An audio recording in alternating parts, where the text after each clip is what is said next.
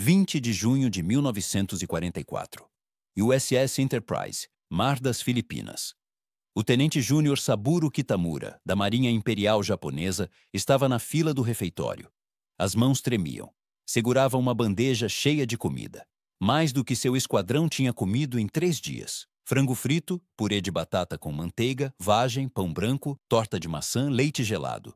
O atendente impaciente apontou para o balcão do sorvete. Chocolate ou baunilha? Parecia impossível. Sorvete não tinha lugar em navios de guerra. Refrigeração era para sobrevivência, não para sobremesas. Mesmo assim, aqui, no porta-aviões mais testado em combate dos Estados Unidos, prisioneiros inimigos tinham uma escolha. Kitamura tinha sido tirado do mar 4 horas antes, um de 43 aviadores resgatados no Great Marianas Turkey Shoot. Ele esperava a execução ou morrer de fome. A propaganda dizia que os americanos eram demônios. Em vez disso, enfermeiros trataram seus ferimentos, deram morfina e perguntaram qual sabor ele preferia. Essa pergunta abalou os alicerces de tudo em que ele acreditava.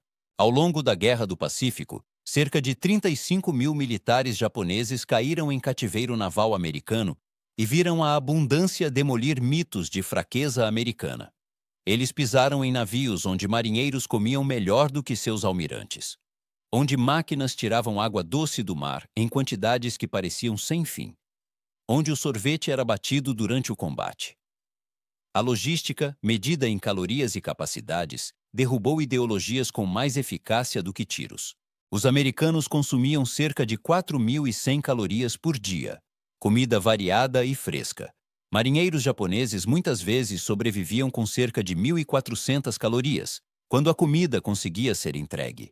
Enquanto as tripulações japonesas carregavam combustível nas mãos e rezavam por ventos favoráveis, a Marinha dos Estados Unidos automatizou o trabalho e criou seu próprio clima com refrigeração e ar-condicionado. Até sorvete. A virada começou no resgate.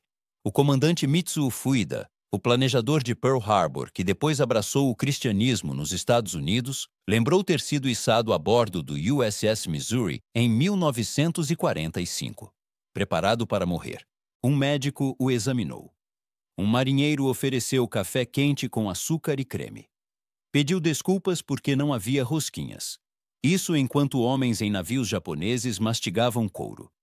Registros capturados da Marinha Imperial mostram que, em 1944, marinheiros alistados tinham em média cerca de 1.400 calorias. A proteína vinha de peixe quando o combustível permitia. Déficits de vitaminas eram generalizados. Beriberi, escorbuto, cegueira noturna. As cozinhas dos porta-aviões dos Estados Unidos, em contraste, serviam cerca de 15.000 refeições por dia nos grandes convéses, com cardápios rotativos, rosbife em um dia, frango frito no outro, presuntos de domingo com abacaxi. Prisioneiros acostumados a rações de arroz sempre iguais não conseguiam entender tanta variedade. O choque aumentava nos alojamentos. O suboficial Kazuo Sakamaki, o primeiro prisioneiro de guerra japonês dos Estados Unidos, maravilhou-se com submarinos com chuveiros quentes, beliches com lençóis, bibliotecas e urnas de café que nunca ficavam vazias. Nada abalava mais os prisioneiros do que sorvete. A Marinha Imperial considerava isso inviável no mar. Em 1943, os Estados Unidos. A Marinha operava fábricas de sorvete flutuantes. A fábrica da USS Lexington podia produzir 500 galões. Barcaças de concreto faziam 5.000 por turno. A Lexington adernou após ser atingida por um torpedo.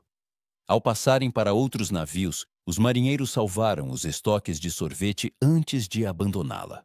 Prisioneiros de guerra viram equipes exaustas de controle de avarias receberem taças de sorvete como ração de combate.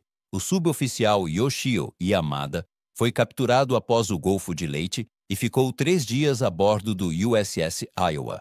Em seu diário secreto, anotou máquinas que descascavam batatas, fatiavam pão, faziam gelo. Cozinhas funcionando 24 horas por dia. Mais comida descartada após uma única refeição do que o contratorpedeiro dele recebia em uma semana. Ao ser questionado sobre desperdício, um guarda deu de ombros. Com suprimentos ilimitados, nada era escasso. As lavanderias impressionaram homens que se lavavam com água do mar. Lavadoras industriais, secadoras, prensas, uniformes limpos 2 vezes por semana. Água doce corria. Os evaporadores do Enterprise, sozinhos, produziam cerca de 140 mil galões por dia. Mais do que toda a força de porta-aviões do Japão somada. A recreação parecia fantasia. Cinemas com filmes de Hollywood, bibliotecas, academias, lojas de hobby.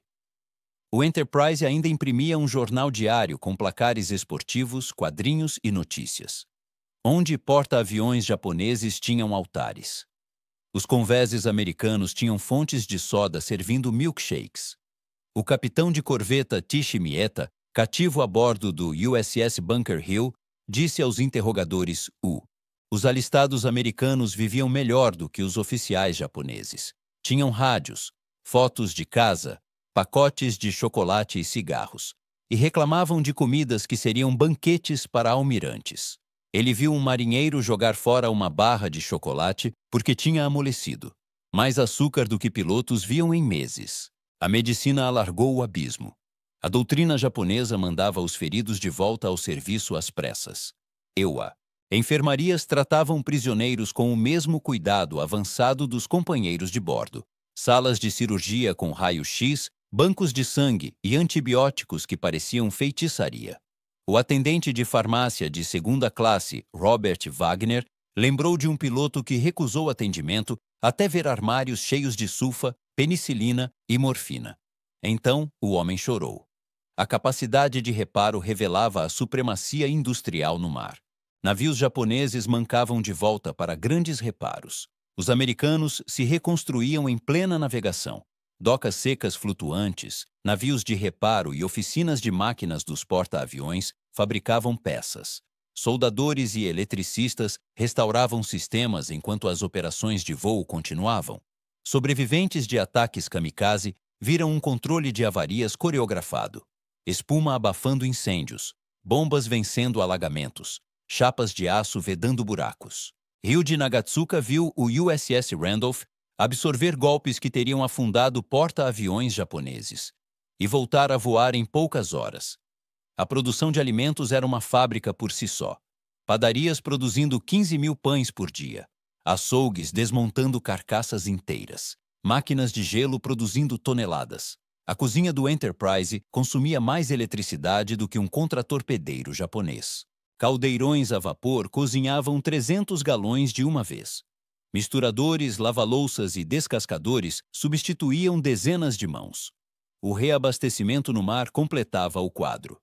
Enquanto unidades japonesas esperavam meses por cargas parciais, grupos de porta-aviões americanos reabasteciam e rearmavam toda semana.